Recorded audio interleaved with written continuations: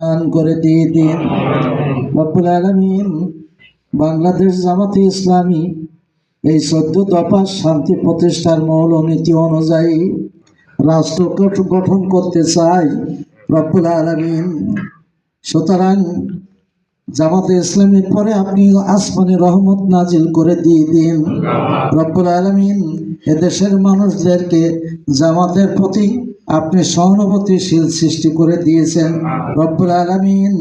আগামীতে যেন বাংলাদেশে ইসলামী সমাজ ব্যবস্থা কায়েম হয় সেই তৌফিক দান করে দিয়ে দিন। সুবহান রাব্বিকা রব্বিল ইজ্জাতি আম্মা ইয়াসিফুন ওয়া সালামুন আলাল মুরসালিন আলহামদুলিল্লাহি রাব্বিল আলামিন। ওয়াজআল আখিরা কালিমাতিনা ইনদাল মাউতি লা ইলাহা ইল্লাল্লাহু মুহাম্মাদুর রাসূল।